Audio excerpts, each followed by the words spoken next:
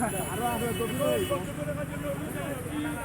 বাংলাদেশ জাতীয়তাবাদী দল সিলেট জেলা শাখার অন্যতম নেতা সদর থানা জাতীয় দলের সংগ্রামী নেতা জনাব আজাদ মিয়াকে তার বক্তব্য রাখার জন্য অনুরোধ জানাচ্ছি।